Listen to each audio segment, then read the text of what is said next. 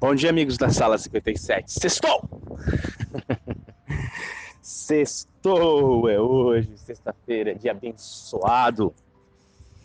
Abre a mão, filho de Deus, filha de Deus, e recebe a bênção prometida para você pelo Deus eterno. Eu sei que eu estou devendo para você mais um dia de reflexão, não é? Ontem eu falei que eu ia gravar, acabou que eu não consegui, mas hoje eu quero fazer isso, tá bom? Então, eu vou gravar hoje o capítulo de ontem, que é o capítulo 8 de 1 Samuel, e eu fico devendo então o capítulo de hoje, que é o capítulo 9, o encontro de Samuel com o futuro rei de Israel, Saul. Nesse capítulo de ontem, o capítulo 8, nós encontramos o povo de Israel fazendo um pedido um tanto que intrigante para Samuel. Samuel, ele ocupava não somente o cargo de liderança política, como também o cargo de liderança espiritual do povo. Então, sobre eles, sobre os sumos sacerdotes nessa época, em alguns casos, repousavam as duas funções legislativas, tanto espiritual quanto política, tá? E nesse momento agora que Samuel está em avançada idade, os anciãos, os homens mais velhos, os líderes das famílias de Israel chegam até ele e fazem um pedido intrigante. O pedido que eles fazem é esse que está no verso 5 do capítulo 8. Eles pedem um rei. Dá-nos um rei, escolha para nós um rei que seja sobre nós. Esse pedido, ele mostra, em certo sentido, vários aspectos que são necessários nós avaliarmos. Ontem eu falei que Samuel tinha problemas, não é mesmo? O texto de hoje nos diz que problemas que Samuel tinha, mesmo ele sendo um homem de Deus, mesmo ele sendo o profeta de Deus e o sumo sacerdote, Samuel ele não conseguiu, pelo menos pela perspectiva que nós temos aqui revelado nas Escrituras, conduzir os seus filhos de maneira que seguissem o seu exemplo. As múltiplas funções de um homem desse, acredito eu que acabaram pesando sobre ele a ponto de não conseguir discipular os filhos da forma correta. Não, é claro, eximindo o direito de escolhas que os filhos dele também tiveram quando já atingiram a idade adulta.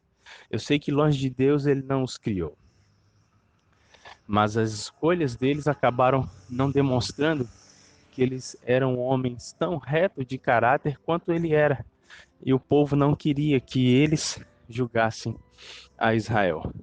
Mas não obstante a isso, não colocando a culpa em Samuel e nem nos filhos dele, o povo ele queria que a nação deles, né, Israel, queria que fosse igual a todos os outros reinos. Eles queriam um rei. Amigos, quando Deus distribui as 12 tribos de Israel, cada uma na sua posição, cada uma com uma função. Inclusive, você se recorda quando eu falei que ele escolheu os levitas para o sacerdócio. É porque Deus queria conduzir a nação a uma experiência inigualável. Inigualável. Agora, no momento em que o povo quer se assemelhar ao mundo, aí existe um grande problema. E acredito eu que aqui é que está a grande raiz, né, desse verso, dessa história de hoje. A questão não era um rei, a questão era ser parecido com o mundo. Aquilo que Deus havia escolhido para que eles fossem exatamente diferentes de todas as outras nações, porque sobre eles repousariam a experiência de guardar todos os oráculos divinos. Era exatamente por isso que eles seriam diferentes de todas as nações, porque eles não serviriam a reis, eles serviriam a Deus. Mas agora eles querem exatamente perder a principal identidade deles, que era a identidade espiritual, a identidade religiosa. Eles não queriam ser diferentes por isso. Eles queriam ser iguais aos outros. Que triste, não é, amados? Que triste decisão foi tomada aí pelos homens. Isso irritou Samuel. Ele ficou muito chateado. E ele consultou ao Senhor. E a resposta de Deus para Samuel naquele dia é uma resposta que nos ajuda a entender a dimensão dessa escolha, a dimensão dessa atitude, para que você e eu não cometamos o mesmo erro hoje, nos dias modernos. Veja, disse o Senhor ao Samuel: ouve a voz do povo em tudo quanto te dizem, pois não é a ti que tem rejeitado, porém a mim, para que eu não reine sobre eles. Samuel, ele assumiu a dor de Deus, ele assumiu a chateação de Deus a ponto de ficar zangado com o povo. Ele não queria que o povo tivesse um rei. Mas Deus fala para ele, né, filho, não foi a você que eles rejeitaram, foi a mim. Eles não querem que eu reine sobre eles. Samuel ainda tentou, de todas as formas, mostrar tudo o que aconteceria, as questões políticas, financeiras, os desdobramentos que teriam sobre a nação quando eles tivessem um rei.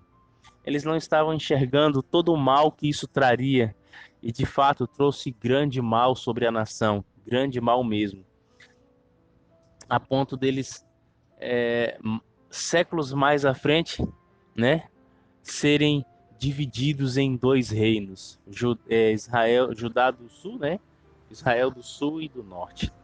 Que coisa triste. Fico pensando, será que hoje você e eu também não fazemos escolhas semelhantes a essa? Dá-nos um rei para nos julgar. Será que hoje você e eu não temos escolhas que evidenciam exatamente isso, aonde nós abrimos mão da direção de Deus e colocamos sobre nós algum ser humano para nos guiar, para nos conduzir acima de Deus? Será que hoje, meu querido amigo, minha querida amiga, você não tem colocado Deus em segundo plano e feito com que a sua própria vontade esteja soberana sobre a vontade de Deus? Será que as suas escolhas têm mostrado que você é um servo ou uma serva dependente ou alguém que é independente? Dá-nos um rei. Dá-nos um rei. Eu gostaria de perguntar hoje para você também uma outra coisa.